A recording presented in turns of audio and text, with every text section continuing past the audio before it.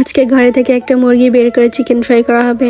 আপনাদের ভাইয়া মানে আমার হাজবেন্ড কিন্তু অনেক ভালো করে চিকেন ফ্রাই করতে পারে, কারণ সে কিন্তু মাঝে মাঝে চিকেন ফ্রাই করে খায়। তো ওকে আমি বলেছিলাম যে বাড়িতে এসে কিন্তু আমাদেরকে এবার চিকেন ফ্রাই করে খাওয়াতে হবে। সবগুলো মুরগির ভিতরে মাঝারি সাইজের যে মুরগিটা ছিল সেটা একটা কেটে নিয়েছি। এখন চিকেন ফ্রাই করার জন্য এর ভিতরে সব ধরনের মশলা দিয়ে দিচ্ছে। এটা কিন্তু একদমই নর্মাল চিকেন ফ্রাই, মানে বাড়িতে যে সকল মশলা থাকে সেগুলা দিয়েই ফ্রাই করা হবে। মরিচের গুঁড়া, হলুদের গুঁড়া, ধনিয়া গুঁড়া, একটু আদা রসুন বাটা, লবণ, সরিষার তেল, বারবিকিউ মশলা, টমেটো সস, বাড়িতে টক দই ছিল না তার জন্য মিষ্টি দই দিয়ে দিয়েছে। সবকিছু দিয়ে এখন ভালোভাবে মাখিয়ে নিচ্ছে। এটাকে কিন্তু আলাদাভাবে ম্যারিনেট করে রেখে দিতে হয়নি, মাখিয়ে রাখার পরে চুলার উপরে ভাজি করতে দিয়েছে। আর এভাবে চিকেন ফ্রাই করতে কিন্তু বেশি একটা তেলও লাগে না, অল্প একটু তেল দিয়ে কিন্তু অনেকগুলো চিকেন ফ্রাই করা যায়। আমরা তো সবসময় হাজবেন্ডদেরকে রান্না করে খাওয়াই, কিন্তু হাজবেন্ডের হাতের রেসিপি খাওয়ার তো মজাই আলাদা। আর ও কিন্তু অনেক কিছু রান্না বান্না করতে পারে। আমি যখন আগে রান্না বান্না করতাম মানে এটা সেটা বানাইতাম, ও দাঁড়িয়ে দাঁড়িয়ে থেকে দেখতো। তো দেখে দেখে কিন্তু অনেক কিছুই বানাতে পারে এখন। আর ছেলেরা নাকি রান্না করতে পারলে ওদের হাতের রেসিপিটা আরো বেশি মজা লাগে। ব্যাপারটা কিন্তু আসলে সত্যি তাই, আমাদের কাছে থেকে শিখে এখন নিজেরাই আমাদের থেকে বেশি ভালো করতে পারে। তো যাই হোক, এই যে দেখেন চিকেন ফ্রাই গুলো কত সুন্দর হয়েছে, দেখে কি লোভনীয় লাগতেছে।